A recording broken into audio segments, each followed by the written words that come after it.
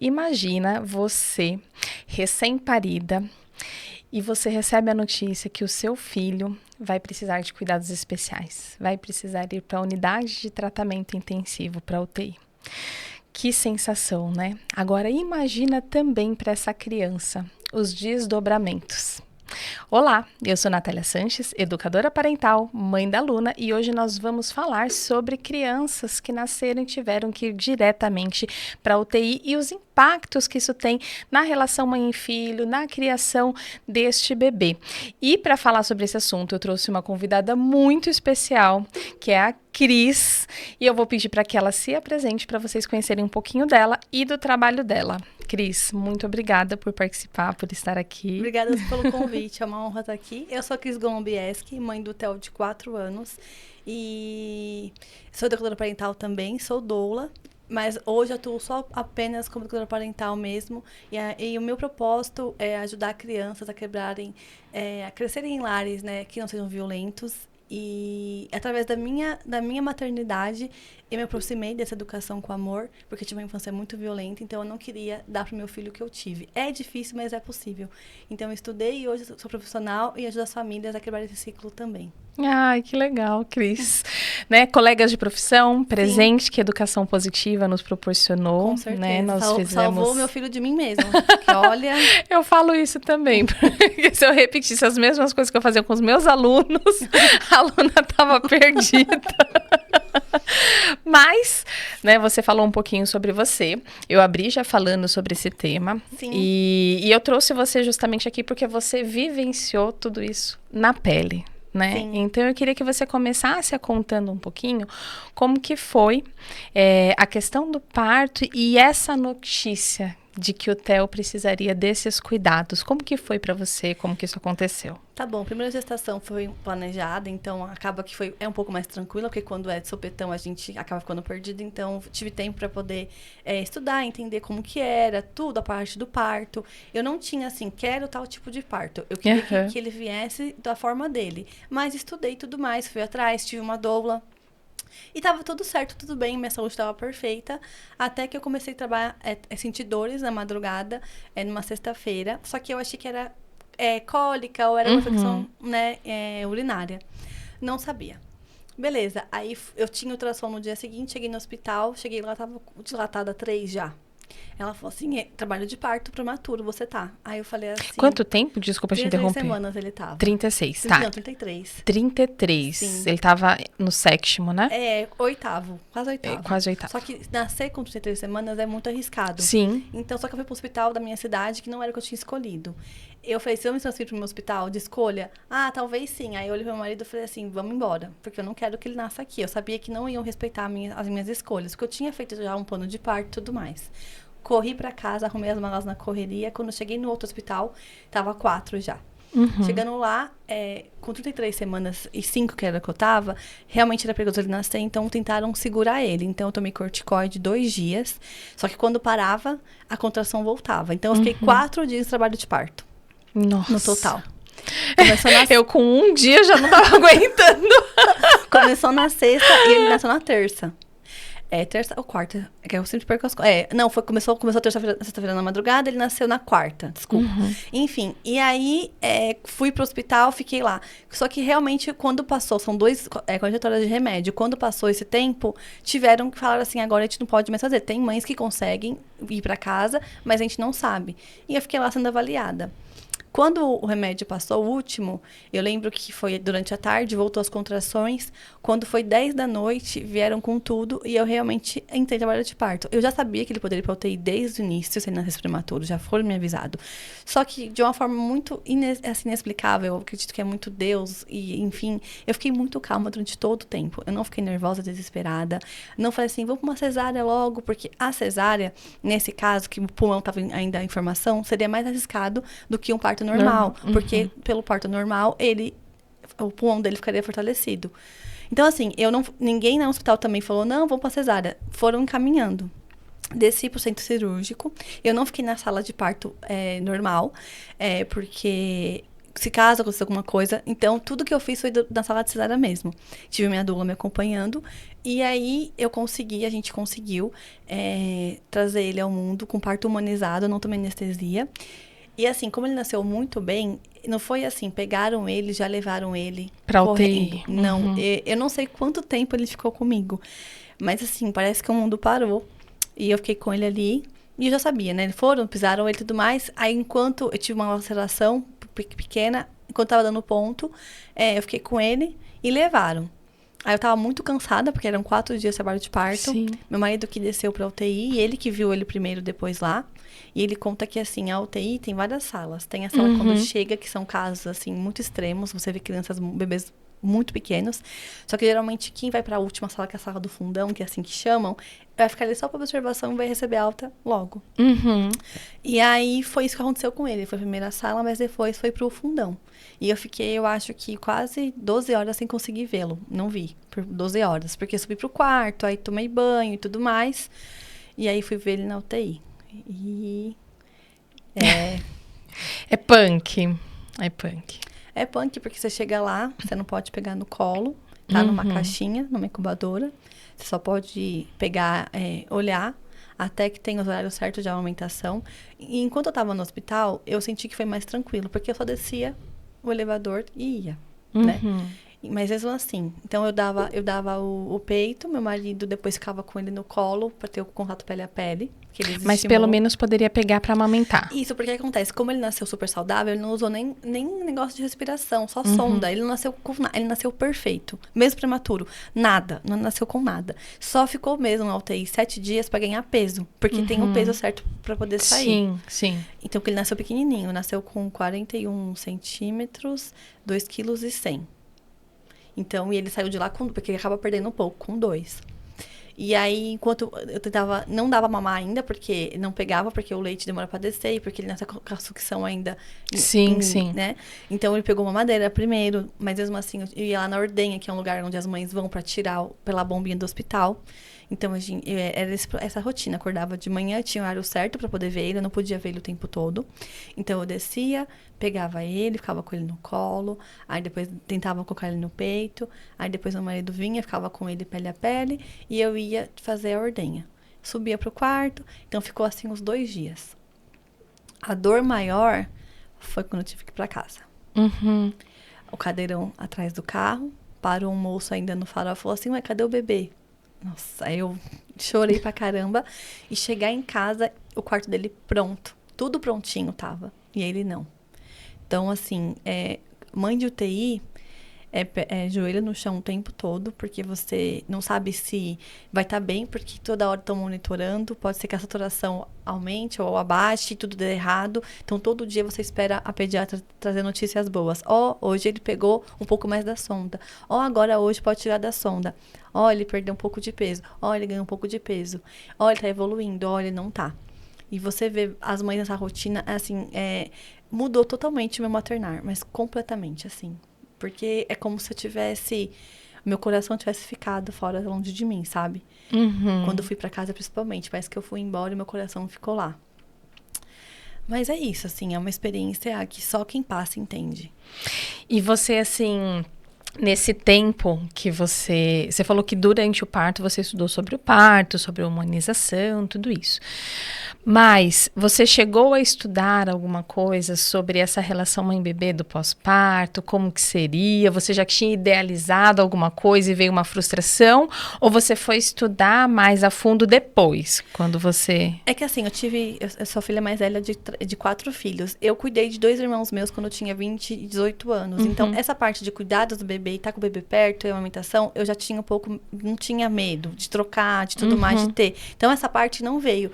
E eu acho que de ter ele ali comigo foi muito instinto mesmo. Eu já sabia como fazer, não cheguei a estudar. Tudo que eu queria era ter ele perto de mim, só isso. Então, assim, eu não cheguei a estudar. Eu só sabia que eu queria ele perto de mim. Eu só queria ele, então o tempo que eu podia ficar com ele, eu ficava.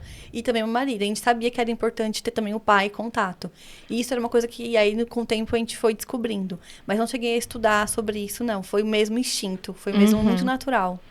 Mas o instinto até... Eu esqueci qual episódio, mas eu gravei com a Tânia e a gente estava falando sobre como a maternidade atravessou a gente, dessa oportunidade que o parto nos traz do nosso terceiro nascimento. Né? Então, que modifica realmente o nosso cérebro, a gente fica mais emocional e tem um motivo para isso, que é justamente para a gente conseguir se vincular com esse bebê, né? Então, assim, quando a gente sabe utilizar isso a nosso favor, né? Quando a gente consegue, através desse terceiro nascimento, realmente se conectar com a gente mesmo e com o bebê, flui mais, que nem você falou, né? É instintivo.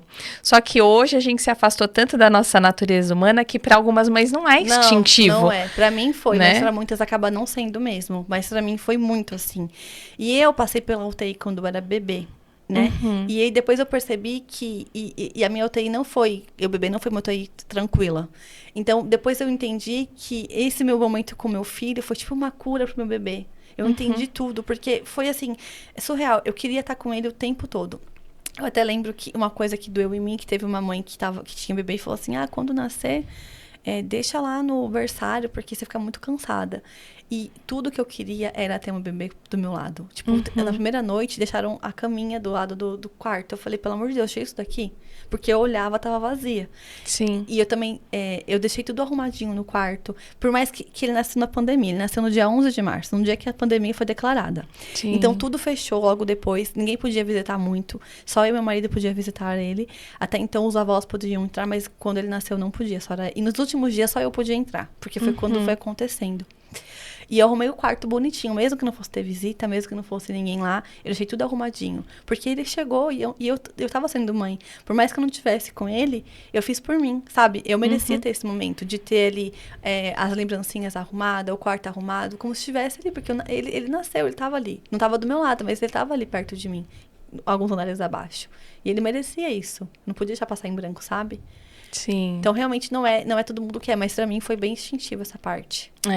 É que, assim, algumas, né, não conseguem se conectar, ficam mais no racional, como essa que você falou, né, pensando, assim, no cansaço dela. E não que a gente não deva pensar, porque realmente a gente fica cansado. Sim. Mas é que, assim, aquele bebezinho também precisa da nossa proteção, também precisa do nosso contato. Ele já nasce com essa busca, né, com essa avidez, querendo contato com a mãe, querendo se relacionar, precisando ser protegido. E aí, ele não tem, né? Ele, ou tem muito pouco, como foi o seu caso, O meu porque... o meu versão bebê não teve esse cuidado, eu não tive. A minha avó que ia ficar comigo, tipo, eu não tive esse cuidado materno lá atrás. Então, assim, eu sei que muitas mães na gravidez também não conseguem se apegar à criança. Tem mães que no nascimento também não conseguem, depois de muito tempo, que vão conseguir. Então, é importante não romantizar isso. Sim. É que no meu caso foi amor à primeira vista. Foi assim, naquele momento eu sabia que eu tinha nascido pra ser a mãe dele. Assim que eu vi, desde a barriga já trabalhava isso, mas era um sonho meu ser mãe. E, claro, poderia acontecer alguma coisa que mudasse no meio do caminho. Sim. Mas foi muito, assim, uma experiência incrível, que eu acho que toda vez que eu lembro, eu fecho os olhos, eu consigo lembrar como foi o parto, os dias de UTI, porque não é fácil a UTI, é cansativo. Você sai cedo de casa pra ficar o dia todo no hospital, tendo que só poder ver seu bebê. Você não pode ficar poucas lá com horas, ele o tempo todo. Você não pode ficar com ele no colo o dia todo. Você pega ele por 20 minutos, 30 minutos, às vezes 1 hora no máximo, e devolve ele para a incubadora. E conversa com ele através disso. Então, assim, é muito cansativo mesmo, né? Emocionalmente e fisicamente, essa rotina. Sim, sim. Me transformou totalmente, assim, o meu maternar. E assim, cansativo para você, mas quando a gente pensa da perspectiva dele, né? Imagina, assim, a solidão, porque eu tenho a minha mãe aqui, me aconchego, 20 minutinhos só. Vou ter que voltar para aquela caminha fria, né? Sim, cheio de aparelhos. Eu pensava muito nisso, nele. Tanto que, assim, eu não tinha esse negócio de dar chupeta ou não tinha decidido se eu ia dar ou não. E falaram pra mim, traz a chupeta, porque, querendo ou não, é o modo dele sugar, aprender a sugar e ter ali alguma coisa pra acalmar ele. Só que eu dei a chupeta na UTI e depois ele acabou não pegando. Não pegou. E a amamentação também era uma questão, porque ele pegou primeiro a mamadeira. E tem crianças que acabam não pegando o peito depois da mãe. Sim. E eu lembro que foi 1 mês pra ele pegar meu peito. Mas eu Ofertava. Você chegou a fazer aquele relactação, Cris? Não precisei fazer nada disso. Ele só realmente... A sucção dele era boa, só que ele não tinha força pra sugar do meu peito ainda. Então, assim, eu não tive problema pra aumentar, tipo, de dor, de bico machucado, dele ter o freio na língua, nada disso. A única questão é que ele tinha... o meu peito era maior que a cabecinha dele, você tem noção. Era muito engraçado quando eu ia dar peito pra ele. Eu falava, meu Deus. Então, assim, ele tinha a sucção perfeita, nasceu bem. Isso todo mundo falou lá no hospital, as médicas, nossa, ele tem a sucção muito boa, ele vai pegar o peito. Mas eu não tinha essa também... Eu não fiquei tentando assim, vai ter que pegar. Porque eu poderia não pegar. Então, eu fui só levando, sabe? Eu não fiquei planejando as coisas. Eu acho que isso ajuda bastante. Porque quando uma mãe engravida e planeja tudo, e tem que ser daquele jeito, pode vir a frustração. Pode ser que o parto não seja como ela planejou, pode ser que a amamentação seja como... Então, eu não planejei. Eu só fui vivendo. Eu fui estudando, mas eu fui vivendo. O que tinha que acontecer, eu ia vivendo. Então, ele não pegou o peito logo de cara, mas eu insisti. E aumentou até 2 anos e 1 mês. Depois. Então, deu tudo certo. Bastante tempo, né? Sim. Eu tive um pouco dessa frustração no meu parto, né? Porque pra mim, eu queria muito, muito, muito que fosse um parto natural. E na minha cabeça, assim, eu não estudei tanto quanto você, né? Sim. Eu deixei um pouquinho de lado, fiquei mais focada em enxoval e isso e aquilo do que nessa parte mesmo de conexão. E aí, eu ficava assim na minha cabeça, ué, minha mãe e minha irmã conseguiram, eu vou conseguir também, ué. Todo mundo conseguiu na minha casa, não vai acontecer nada. Eu vou saber também, vai ser. E não foi, né? Não aconteceu. Aconteceu uma cesárea e assim, por essa minha idealização veio uma frustração muito grande. Eu não fui capaz, não fui mulher. Assim, não nesse sentido, mas num sentido de que talvez eu pudesse ter batido mais o pé com o médico, de que eu pudesse ter estudado mais antes, sabe? Esse outro tipo, assim, de frustração. Então, isso que você tá falando, eu acho que é muito importante dentro da maternidade, da gente realmente viver um dia de cada vez e viver aquela situação sem muito romantizar, né? Porque, claro, tem a parte maravilhosa, linda da maternidade, mas tem a parte cansativa, a parte trabalhosa, a parte que a gente não tá exposta também, que o nosso pratinho tá vazio e a gente tem que dar. Existe tudo isso. E isso que quando você fala, né, viver um dia de cada vez e sem criar aquela expectativa, ajuda também a gente, né, a não se frustrar e exercer uma maternidade um pouco mais leve. Até porque se eu tivesse criado a expectativa, no primeiro momento que eu vi que ele tava trabalhando de parto prematuro, eu teria já, sabe, entrado com medo, e eu queria, e eu falava pra ele, você vai vir quando você quiser, do seu jeito. Você vai escolher a forma que você vai nascer, do seu jeito. E, claro, eu me informei bastante, e realmente tem muitos médicos que acabam fazendo violência obstétrica. Sim. E eu sabia disso, até tanto é que eu tive médico de plantão. Eu não tive uma equipe de médico, né, porque é um valor um pouco acima. Então, eu só peguei uma doula mesmo. E ela indicou, pega plantão do hospital, que foi no São Luís, que lá eles são bem humanizados. Então, o médico só veio pra tirar. Eu nem vi o médico, ele só veio pra tirar, porque a doula não pode, né, pegar no bebê. Então, ela só veio pra tirar. O tempo todo, então, assim, foi bem tranquilo, não teve... A única pressão que teve é que, assim, por ser prematuro, o parto não poderia ter muita intercorrência, não poderia demorar muito, porque senão realmente poderiam falar, já tá muito tempo no trabalho de parto e tal. Então, a única coisa que eu fazia era olhar pro relógio, que meu avô falava, vamos. Tem uma hora que travou um pouco, porque a minha bolsa não estourava, até que finalmente aconteceu, e depois que aconteceu, foi. Mas eu lembro de tudo muito vivamente, assim. Tem gente que entra na fartão e esquece de tudo. Eu lembro de tudo, assim, com detalhes, assim. Tanto que eu até escrevi o meu relato de parto, e é uma coisa que eu falo pra todas as mães que eu conheço. Quando você escreve, assim que acontece, não no mesmo momento, no mesmo dia, mas ali no hospital, próximo. As suas memórias estão muito vivas. Então, toda vez que o Theo vai fazer aniversário, eu volto pra esse post e eu vou lá ler como foi que ele nasceu, pra eu relembrar. Porque, assim, pra você lembrar, porque a gente acha que vai lembrar, mas a gente esquece algumas coisas. E toda vez eu volto pra esse lugar. Então, tá grávida, vai ter o bebê, não importa como foi o seu parto. Escreve como que foi, até pra ele depois saber também. Então, eu escrevi relato de parto e foi uma coisa que eu fiz, assim. Tem as fotinhas e tudo mais, escrevi bonitinho, tudo aconteceu. Tal dia, levantei com tal horário, com tal dor, e fui escrevendo passo a passo. É uma indicação que eu faço, porque é um momento tão único que, às vezes, dependendo do que acontece, a gente acaba se perdendo e se esquecendo. E é bom você pegar aquilo e voltar daquele momento e falar, nossa, foi assim, olha como que foi lindo. Sim. Eu trouxe ao mundo uma outra vida, né? Sim, que é maravilhoso, né? Sim. E aí, depois que ele saiu, da UTI, Cris, você lembra de como foi esse processo para você? Se você sentiu já de imediato algum impacto dessa falta de contato? Como que foi Com isso para certeza, você? porque a primeira noite eu não dormi. E eu fiquei acordada olhando pra ele a noite toda.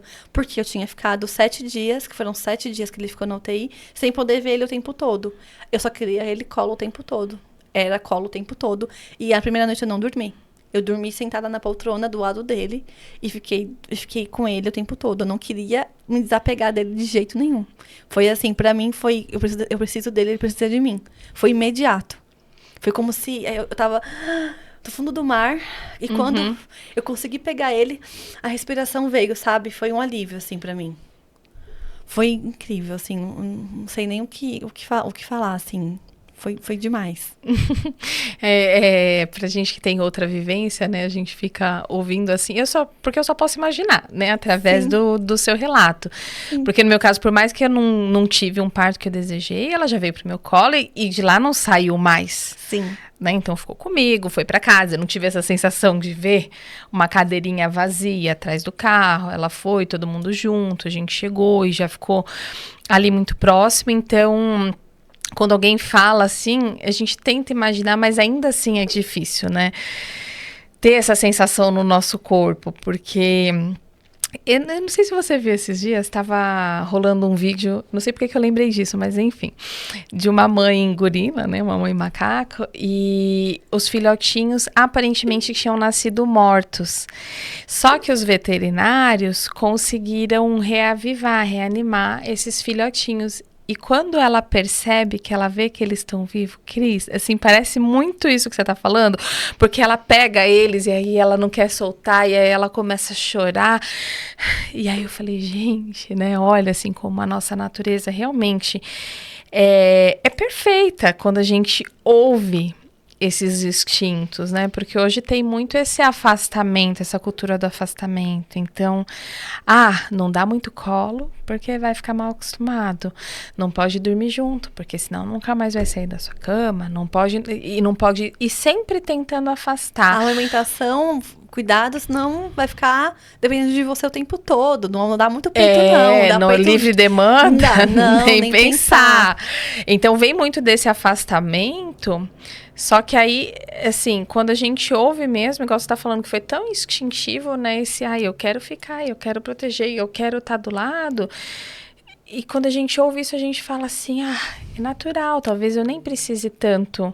É claro que sempre é bom a gente ter informação e se atualizar, mas eu preciso mais ouvir meu corpo, né? O que o nosso corpo conta sobre aquele momento, do que isso aqui. Eu ouvi meu corpo, né? Eu ouvi meu corpo, foi literalmente, eu ouvi meu corpo e me entreguei. E a gente foi naturalmente, biologicamente, nascido pra isso, né? O mamífero foi feito pra ter o contato pele a pele, pra ter o colo, pra ficar junto, né? A criança desenvolve muito mais saudável desse jeito. Então, realmente, a sociedade, as pessoas querem cada vez afastar mais, sendo que é natural, é do corpo natural, biologicamente falado, estudado, faz bem pra mãe e pro bebê ter esse contato. Assim, eu tenho certeza que imagino ele também, porque ele não talvez tenha lembrança, não sei como que funciona nessa parte. Vai ficar registrado no corpinho dele, né? Que ele ficou longe de mim. Como foi pra ele também me ter ali. Imagina, se eu me sentir assim, imagina ele. Ele deve também ter ficado, sabe? Sim. Sabe que eu ouvi um exemplo esses dias que eu adorei, vou até pedir licença para repetir, né? Que foi a Simone que me contou esse exemplo. Mas ela falou assim, imagina a seguinte situação. Você é convidada para ir para um país, vamos chutar aqui, por exemplo, a China, né? Que é um idioma cultura totalmente diferente, um idioma que você não conhece, né? Uma comida que você não conhece. E aí, o amigo que te convidou, não, pode ir, você vem ficar na minha casa e eu falo o idioma e eu vou te apresentar tudo e eu vou te levar para todo... Opa, eu vou, né? Essa oportunidade. E aí, chega lá, esse amigo chega e fala assim para você, olha, eu vou precisar sair, vou ficar fora, e aí você vai ficar aqui por um tempo, tá bom? E eu vou voltar. E aí você sente fome, você não sabe onde pedir, o que pedir, como fazer, porque você não fala aquele idioma, você não sabe como se portar, você não sabe como que é, né, a cultura daquele país, e você se sente totalmente inseguro, desprotegido, porque aquela pessoa que te abandonou, né, com medo. E quando a gente coloca uma situação dessa, a gente se põe no lugar facilmente e pensa, poxa, seria horrível.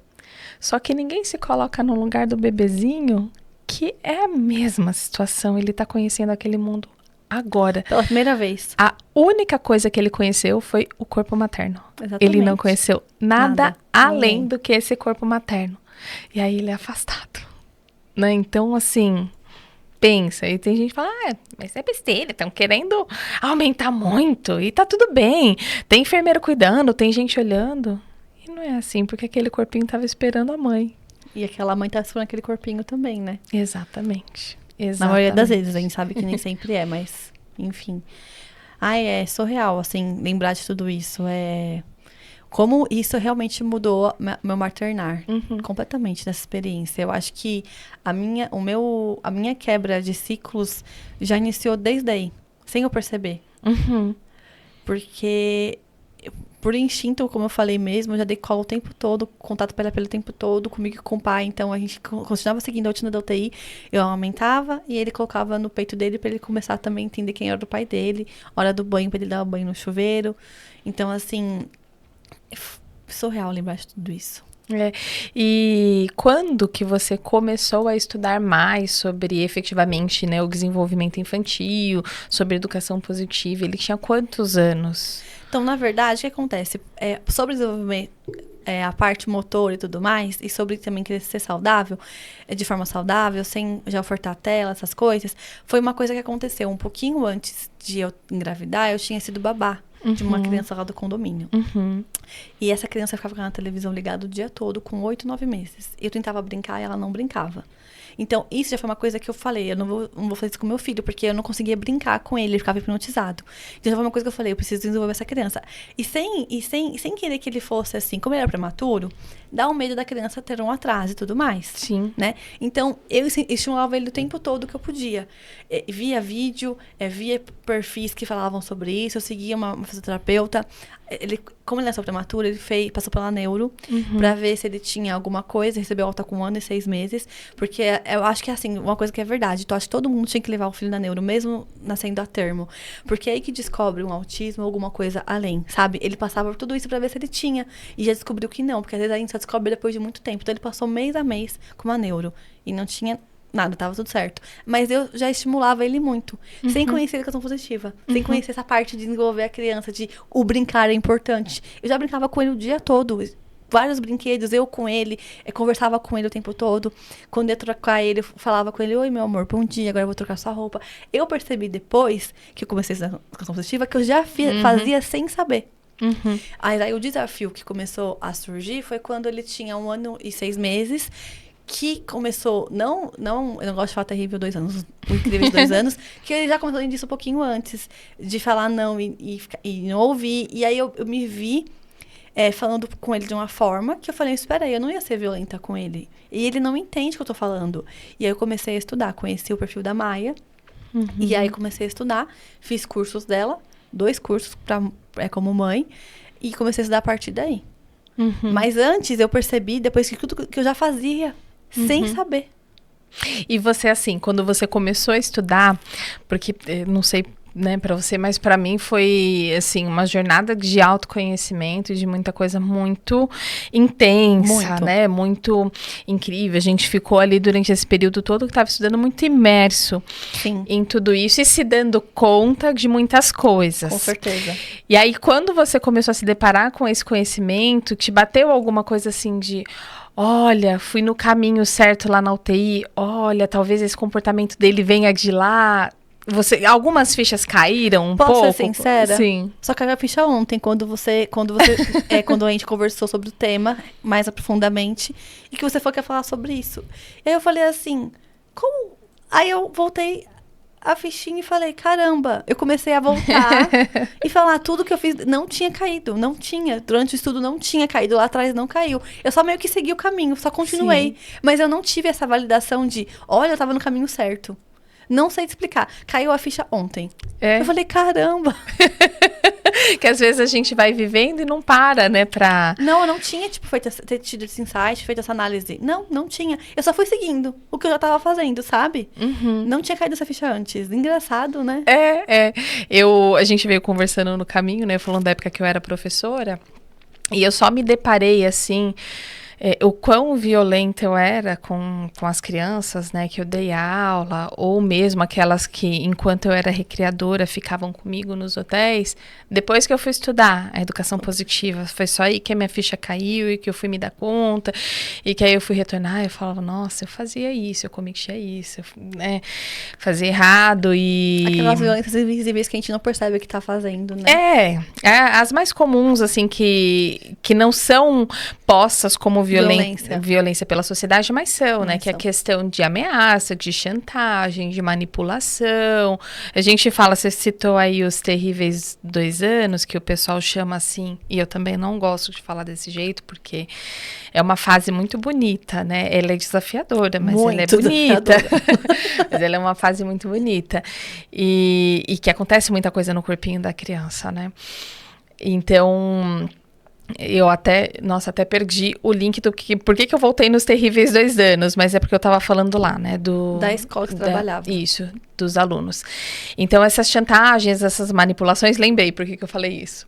Porque, normalmente, quando chega nessa fase, a gente fala... que a criança tá querendo me manipular. Que a criança tá querendo não sei o quê. Ela quer ser mais que eu. E a gente coloca um negócio como se a criança fosse ruim... Sim. Quando é um comportamento normal e esperado... Sendo que nós fazemos muito pior. Com certeza. E a criança com um cérebro... informação vai conseguir manipular um adulto. Como a gente é frágil, né? Nossa autoestima realmente foi muito maculada. Sim, uma criancinha consegue a gente achar, ter esse poder sobre a gente, meu Deus. E outra, eles já têm, né? Eles só estão vendo pra gente enxergando, que a nossa mão é maior, que nós somos maiores. Sim. É claro que a gente é mais forte que eles, né? Então não tem essa disputa de poder, como muita gente ainda acredita. Sim. E aí eu só fui me dar conta quando eu fui estudar. E aí eu falava, nossa, né? O quanto que eu normalizei, o quanto que eu não tinha dimensão desse impacto. Eu vou dar um exemplo aqui, que é o exemplo do medo, né? Quando eu trabalhava em hotel, com a faixa etária dos 7 a 12, a gente fazia muita brincadeira de terror. Muita, Cris, muita. E olha só... Mas historinha? Não só história de terror, porque eram hotéis que realmente tinha muita natureza, muita floresta, então a noite era escura, a gente ia fazendo esse caça ao tesouro temático. Eu participei de alguns quando era criança. Muito de terror. Sim. E aí tinha um especial que a gente fazia, que era baseado naquela série do Lost, sabe? Uhum. E aí, como que funcionava? Então, eles, né, a gente contava a história que a gente caiu do avião e a gente estava perdido nessa ilha, a gente teria que juntar os elementos necessários para que a gente pudesse sair dessa ilha. Então, era isso que a gente ia caçando, né, conforme tinham as pistas. Só que nessa ilha já era habitado por outras pessoas estranhas, né, bem estilo Lost, e a gente teria que tomar cuidado com essas outras pessoas estranhas. Então, alguns monitores se vestiam de, tipo, monstro, assim, um negócio meio estranho, né? Porque eles seriam esses outros. E o que a gente fazia? Então, durante o dia, a gente percebia aquelas crianças que eram mais desafiadoras, né? Que eram mais...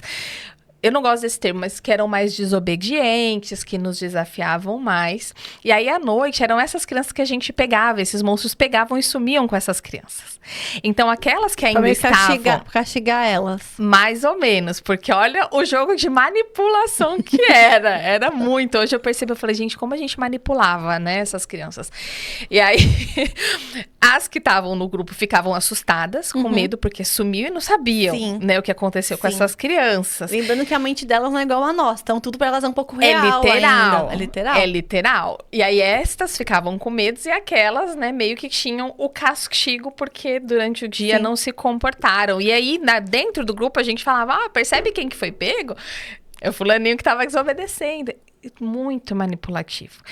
Só e que todo mundo normalizando isso normalmente. Tipo, ninguém, nenhum adulto, todo mundo batendo palmas para isso. Sim, nunca ninguém questionou. E os pais amavam, inclusive, porque depois usavam aquilo de chantagem também. Socorro. Com as crianças, né? Então, percebe Sim. assim, como a sociedade realmente está tão imersa nisso, acreditando nisso, que a gente naturalizou Sim. esse tipo de violência. Só que o ponto que eu queria chegar é no tanto de cortisol e adrenalina que devia reverberar nesse corpinho dessas crianças de medo. Porque elas sentiam muito medo. Com certeza. Era o medo do susto, era o medo da criança que foi levada, era o escuro, Então, assim, o tempo inteiro da brincadeira, elas estavam em alerta. Será que aquilo realmente era divertido? Não era, né? E aí, todo esse cortisol, essa adrenalina, tem efeitos na nossa fisiologia, na nossa biologia, né? Que aí eu volto pro ponto do tema central aqui da nossa conversa, que é realmente essa criança de UTI, que também tá o tempo inteiro em estado de alerta. Com esse corpinho, né? A enfermeira vem, pega... E vai, bota o negócio, e vai limpar a fralda, mas não é a mãe dele que tá ali. Eu perdi a minha segurança, o meu porto seguro, eu perdi. Então, eu tenho que ficar em alerta, porque se eu não tenho o meu porto seguro, então quer dizer que a qualquer momento eu posso morrer mesmo. Né?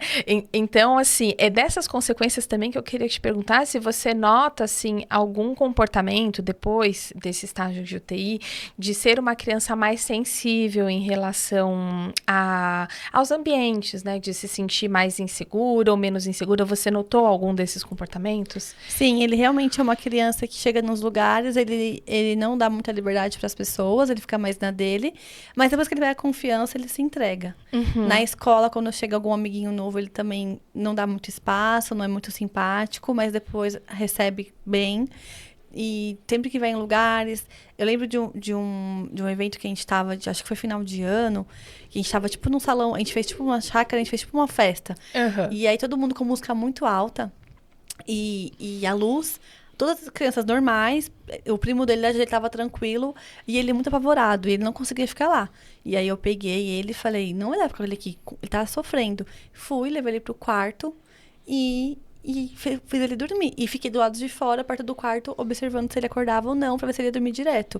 Ele também tinha medo de fogos, por exemplo, uma coisa que teve ano novo que eu passei com ele do quarto deitada, abraçada com ele, porque ele acordava assustado. Ele é uma criança que tem um sono um pouco mais leve. Ele dorme com o ruído branco. Se desliga o ruído branco, ele acorda. Ele é uma criança que procura bastante durante a noite. E eu sei que isso hoje eu sei. Mas aí você perguntou, né? A única coisa que eu tive dificuldade foi realmente a compartilhada. E foi, até hoje ainda é. Essa procura da madrugada. Depois, durante o processo de todo que eu tive, acho que foi minha única falha que eu não percebi. E que eu não atendi as demandas dele. Quando eu entendi, aí eu comecei a atender, mas demorou um pouquinho pra eu entender. Porque, querendo ou não, a gente tá cansada de amamentar o dia todo, a criança o dia todo, à noite só quer que ela durma. E só quer dormir bem. Então, eu tinha essa visão de, peraí, pelo amor de Deus, vai dormir. E até hoje, ainda de vez em quando, ainda é pra mim um pouco desafiador. Mas eu percebo, sim, que ele é uma criança mais sensível a lugares que ele não conhece, a lugares muito barulhentos e não se sente seguro. E à noite também ele me procura bastante. Mas ele, por outro lado, ele é uma criança bem corajosa. Nunca fiquei falando, ai, não vai ali, é perigoso. Ele se joga, ele vai. Eu sempre passei muita confiança pra ele. Então, ele é um menino confiante. Mas vai quando tá com você, né? Não. Não? Quando ele tá sozinho, ele vai também? No brinquedão que tiver aí, ele vai. Ele não tem medo, ele vai. E se ele tem, poucas vezes que ele tem, eu vou e falo, você não quer ir mesmo? Tudo bem, ou eu vou lá e incentivo. Não o forço nem nada. Mas ele é uma criança bem corajosa até, assim. Não é uma criança medrosa. Mas é mais sensível, sim, nos em outros aspectos, né? Sim. É. A Luna, eu percebo nela uma sensibilidade em relação também a alguns tipos de barulho. Ela tem essa sensibilidade. E texturas, assim. Ela tem essa questão tátil dela muito sensível. Sim. E ela não foi uma criança de UTI, mas ela foi uma criança que teve uma mãe no puerpério que tava assim... louca, alucinada, porque eu não Sim. conseguia me entregar. Sim. Eu também estava sempre em estado de alerta. Isso a gente sabe que Sim, também... passa para eles. Também reflete. Então, hoje eu percebo ela sensível também nesses quesitos de som, alguns quesitos táteis, assim, mas a gente aprende a respeitar, porque você até citou, né? É legal passar num neuro, tal, para ver se tem, né, desde cedo, se tem alguma questão de um autismo, de um TDAH, mas eu penso assim, que quando a gente aprende a realmente olhar para aquela criança como um ser humano que está em desenvolvimento e que é digno de respeito e de amor e de afeto só por ele existir, independente de qualquer coisa, a gente já começa a dar um passo um pouquinho mais à frente de outras pessoas, porque qualquer questão que ele tiver, a gente também vai estar sensível a perceber e atender aquela necessidade, Com independente de qualquer diagnóstico, né? Não vai ser nesse movimento de, não tá fazendo isso porque é preguiçoso, porque não quer, porque quer me manipular. A gente enxerga de um outro lugar. Sim, com certeza, mas pra quem não tá nesse movimento, eu acho que às vezes é legal já ter alguma coisa, porque muitos não entendem o que acontece com a criança. Sim. Não consegue entender essa necessidade, que às vezes se já começar uma terapia desde muito cedo já ajuda, né? Que muitos têm negação também. Sim. E se no caso, se fosse alguma coisa, pra mim tava tudo certo, só queria que ele, né? Ela passou. Tanto também que a questão ele usar óculos. Desde o começo também passou em oftalmo, ele fez teste do ouvido pra ver se tinha audição. Então, assim, fizeram um check-up gigante nele quando ele nasceu. Então, todo mundo que nasce prematuro, passa pra UTI, eles fazem um bom check-up, assim, isso é muito bom. Acompanhamento, né? Sim. E você falou do puerpério, isso é uma outra coisa. Eu acho que o meu puerpério eu vivi na UTI. Uhum. Eu não vivia em casa. Tudo que eu tinha que viver, eu vivia lá. Não sei explicar pra você, eu acho que como eu sabia que eu tinha... que depois eu ia ter ele pra sempre, eu não sei como funcionou o meu cérebro nesse momento, mas eu vivi ali, o que ficou ali, ficou ali. Eu não levei pra depois. Uhum. Tirando o fato de eu querer ficar com ele agarrado o tempo todo. Uhum. Eu não tive esse puerpério durante. Isso também, pra mim, pensando, apesar da UTI ser um tópico muito sensível e não foi fácil, eu não digo pra nenhuma mãe. Porque você ter a criança, aquela criança que você viu nascer, e não poder ter ela com você, é uma dor, assim, que não dá pra explicar. Então, assim, separado, tanto pra você quanto pra criança. Mas mesmo assim, por esse lado foi bom pra mim, porque eu tive esse puerpério nesse momento. Tudo que eu tinha que sentir, todas as minhas emoções, foi ali. Naquele período. Não, o meu se arrastou. O puerpério em casa não é fácil. No meu se arrastou, eu digo assim, que eu comecei a sentir que passou quando ela estava próximo dos 2 anos. Dizem que depende, vai muito, né? Eu comecei a sentir que passou aí, mas assim, antes... Nossa, mas uma desorganização tremenda, né? E vivenciando toda essa loucura. Porque diferente de você, que queria, que foi muito planejado, eu não queria também ser mãe. Então, foram muitos lutos. É diferente, né? quando é assim. É uma outra realidade, um outro pensamento. Foram muitos lutos. E lutos assim, né? De não vou ser mais aquela mulher, eu também não queria isso, mas agora eu tô nessa realidade. Perder minha liberdade. E eu era uma pessoa que eu saía muito, Cris. Muito, muito, muito. Eu saía muito. Eu sempre fui muito assim, sabe? Inimiga do fim nas festas. Festas infinitas. Tô junto. Sou desse time aí. Então foi um luto muito grande pra mim, essa mudança de realidade. Era até um dos pontos que eu não queria ser mãe, porque eu não queria perder essa liberdade que eu tinha de ir e vir a hora que eu queria, sem me preocupar com mais nada, ser solta, né? Ser solta no mundo. Porque depois que você vira mãe, você depende da criança. Então foi tudo assim muito intenso no meu puerpério e eu sempre fui assim uma pessoa muito controladora também, né? Que eu sei que isso conta da minha história, mas assim, eu tenho uma dificuldade assim quando as coisas não saem muito. Conforme eu planejei, eu tenho essa... Algumas coisas, eu também sou um pouco assim, dependendo do caso, eu também fico muito, não consigo lidar. Eu sou muito assim, sabe? É questão assim de, por exemplo, eu planejei hoje pra gente vir que eu iria sair 7h30. Se 7h35 eu não conseguir sair, já é motivo de frustração pra mim. Sabe? Eu sou controladora nesse ponto de, por exemplo, assim, a pia eu gosto que a louça fique do lado esquerdo para eu lavar pro direito. Se alguém coloca do lado direito, já acabou, sabe? Com o meu dia. É nesse nível. Sim. Então, quando vem um bebezinho que você não controla as coisas que acontecem, foge totalmente. E eu não sabia fluir com isso, navegar com isso, nem com as emoções, que eu também guardava de muito tempo. Então, foi muito, muito intenso. Esse Sim. puerpério muito intenso. E ela vivenciou isso de uma maneira muito complicada também, Sim. né? Que eu toda desorganizada. Mas você conseguiu encontrar a educação positiva, buscou o balde, e eu tenho certeza que vocês têm uma linda relação hoje em dia. Claro que é difícil, Sim, mas... sim, não. A gente tem, assim, apesar de toda essa história de não querer, hoje, primeiro que eu já não me imagino, eu já nem acho Sem legal ela. minha vida sem ela. Com certeza. Né, do jeito que era. E eu percebo, assim, muito nítido, muito claro, o quanto ser mãe me trouxe uma oportunidade de ser uma pessoa muito melhor. Tem pessoas, pra Muito quem se melhor. permite evoluir após a maternidade, você vira outra pessoa, a maturidade, a cabeça, os valores, tudo muda completamente e só faz bem, assim, pra você. Sim. Você tem uma evolução espiritual, emocional, é surreal pra quem se permite. Não é todo mundo que se permite isso. Sim. Quem eu sou hoje, a minha melhor versão é de hoje, com certeza. Antes do Theo. É. E eu penso assim, se hoje, né, eu ainda sou uma pessoa um pouco difícil, imagina antes da Luna, né? Porque Sim. depois que ela nasceu, eu consegui, né? Claro que com muita dificuldade, mas minimamente me entregar a esse processo, olhar, enxergar ela realmente como uma bússola que estava me apontando um caminho melhor e seguir esse caminho melhor. Onde ela te trouxe, né? Então, Onde nós estamos aqui. levando a nossa voz, a nossa potência para o mundo para ajudar outras famílias. Outras mães que talvez tenham esse pensamento que você tinha lá atrás. Sim, né? Sim. É pra isso. Sim, e que hoje, assim, às vezes eu converso, né, falo assim, mas é difícil, mas é porque você não conhece minha criança, mas é porque não sei o quê.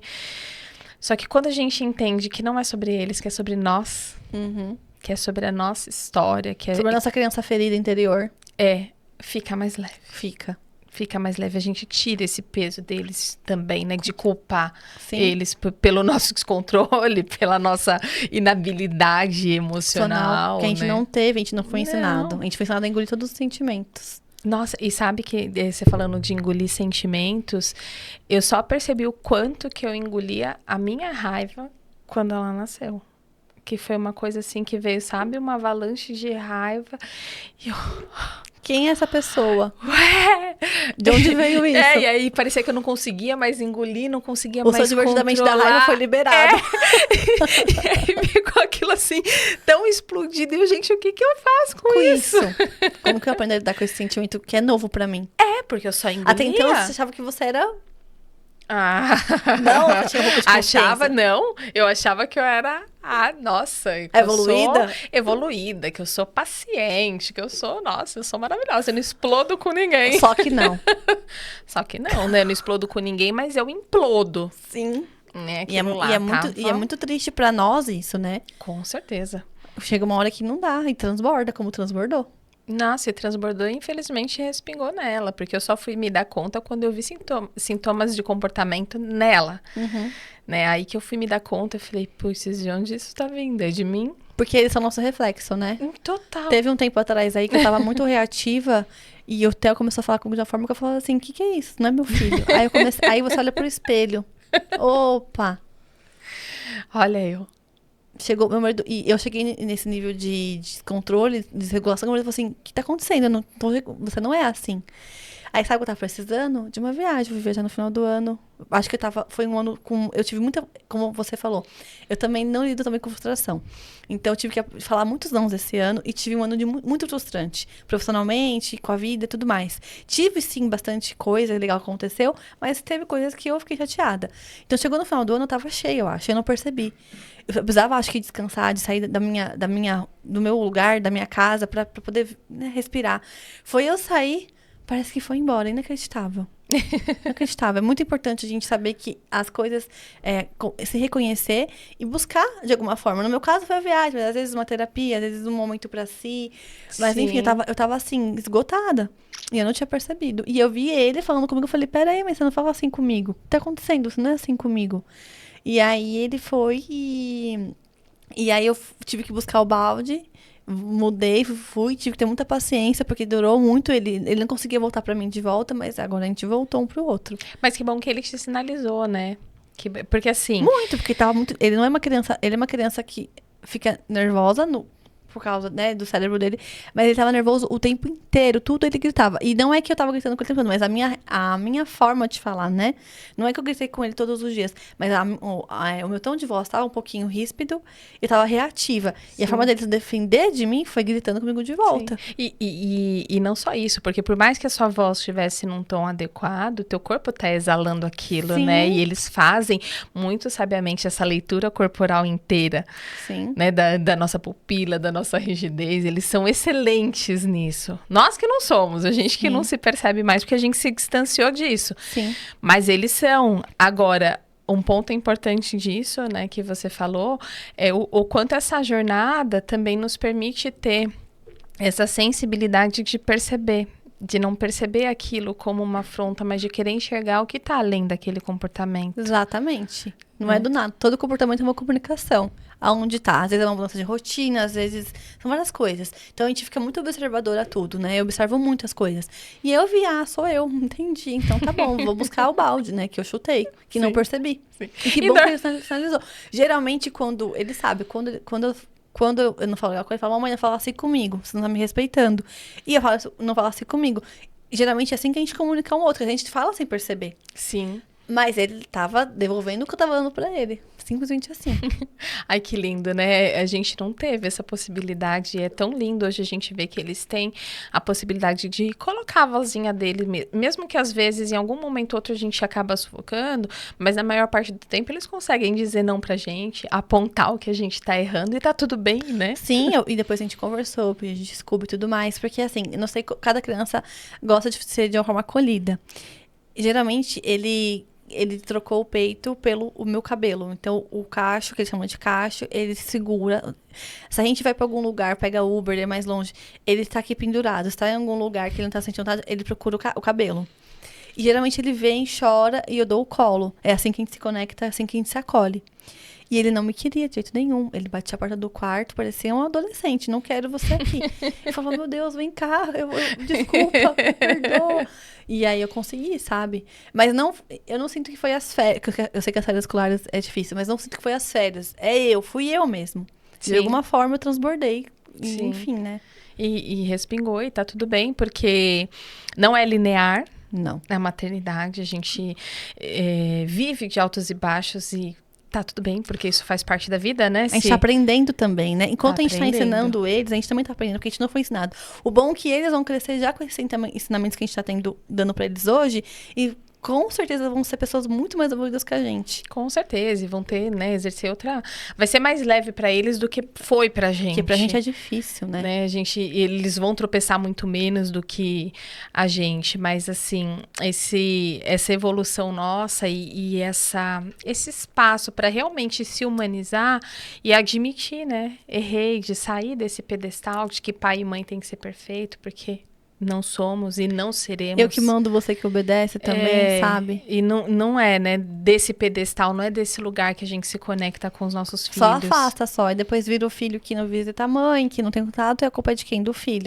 Eu não sei se você assistiu, teve um documentário do Gabor Maté ano passado, que a Unix disponibilizou, mas era uma imersão que ele fez com pais e filhos adultos já. Eu não sei se você chegou a assistir. Não, eu assisti o do trauma dele ano passado. Foi... Depois você me passa, eu vou querer. Eu vou ver se ainda está disponível, tomara que esteja. Mas foi muito legal, porque aí o filho dele foi junto, né? Ele fez junto com o filho dele. E aí o filho dele apontou isso para ele, que assim, o mais difícil da infância dele foi... os pais deles não se mostrarem vulneráveis, não reconhecerem os erros, não se humanizar e, puxa, voltar atrás, eu errei. E ficarem desse pedestal de perfeição, né? E que não é assim. Né? E isso também traz um peso muito grande para a criança. A partir do momento que a gente libere, puxa, eu errei, filho, vamos consertar. A criança entende que ela também pode errar. Ela entende que ela não tem que ser perfeita. Sim. Que a gente vai errar e vamos consertar junto. Sim. Que não é culpa de ninguém. Sim. Eu errei, você errou. Sim. E eu acho que muito do nosso perfeccionismo hoje vem disso, né? De querer fazer tudo perfeito, de não aceitar erro, de ter dificuldade em admitir que errou né, a gente tem uma frustração muito grande. Eu não sei você, mas eu tenho. Sim, sim. Pra mim, parece que se eu não for boa em tudo, meu Deus. Foi a famosa criança boazinha, né, que a gente foi, que teve. Eu tava muito, assim, essa parte, em terapia me ajuda bastante. Essa parte que você falou lá atrás do horário, eu era muito assim também. E na terapia eu consegui tratar e hoje eu sou menos.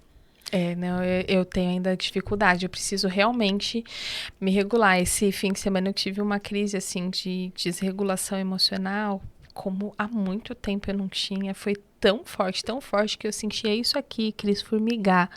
A minha mão formigava, meu corpo inteiro, e eu me tremia, assim. E apesar de saber já hoje, né, do meu corpo, conhecer mais os caminhos de volta, de regulação emocional. Foi então difícil. Foi difícil, eu ficava assim, eu falava, tá bom, eu tenho que me orientar para o presente e prestar atenção na minha respiração. E eu me orientava para o presente, mas eu ainda estava hiperventilando, eu não conseguia fazer aquela, né, respiração com a expiração mais longa para ativar mais parasimpático. Demorou. E foi por uma coisa, assim, uma gota d'água que talvez nem fosse tanto motivo, sabe? Mas muito, assim, desse meu querer controlar tudo. E aí saiu uma risca. E pode ser que foi acúmulo, né? Também, né? Sim, foi acumulando. Sim. Mas isso não é lindo? Porque, assim, muitos teriam essa explosão emocional e culpariam os outros. Foi culpa sua. Ao invés de olhar pra si. Sim. Acho isso lindo a gente reconhecer que a gente também tá errando, que o nosso corpo tá falando, reconhecer os sinais. Peraí, por que aconteceu? Identificar de onde veio e ficar mais atento pra próxima vez não acontecer. E pode acontecer, mas tá ali atento. É lindo isso, sabe? Porque, assim, pensa, muitos não têm essa visão. Não, eu errei, eu fiquei nervosa, a culpa foi sua. Sim, e assim, e quando eu jogo também, né, tem esse lance. Quando eu jogo muito a culpa no outro e eu fico desse lugar, eu também tiro o poder que eu tenho de ação. Porque só eu consigo agir sobre as minhas emoções. Só eu consigo agir sobre as minhas atitudes. Só eu tenho esse poder de mudar, né? Esse meu interno e esse meu externo. O outro não tem poder. A minha reação de sobre mim mesma. Exatamente. Não. O outro pode fazer alguma coisa que não foi legal, mas a forma que eu reajo... Sim, só a gente é responsável, né? Que tem muito a ver com os nossos filhos, que normalmente a gente vem muito desse lugar. Mas você que me tirou do sério, por isso que eu gritei com você. Você que é birrento, você que é desobediente, e a gente, né, já parte desse lugar de jogar tudo pra eles. Quando, na verdade, eu que não soube gerenciar. Eu até que fiz stories, apareceu uma barata voadora em casa, tava só eu com o Theo. Ai, meu Deus, e eu tenho pavor. Eu também. E aí, o que aconteceu? Me desregulou. Comecei a ser com o Theo um pouco mais ríspida, meu marido não atendeu, eu falei, você não atende. Já fui com o marido, só que isso que é legal. No mesmo instante, depois que eu consegui ficar calma, eu falei, Theo, desculpa se a mãe falou com você de forma não foi legal. Eu falei pro meu marido, desculpa. Ele, não, tudo certo. Eu percebi, tá tudo certo, me acolheu. E eu expliquei, gente, foi a barata que me desregulou, me desculpa, não sei o quê. E todo mundo se acolheu. E é lindo isso. Não foi culpa sua, foi eu que errei, mas foi isso que aconteceu. Que eu não me via. Pra mim, eu tava, consegui matar. Mas eu acho que depois que eu consegui matar, a carga veio. Assim. Sim. E aí, eu me vi muito...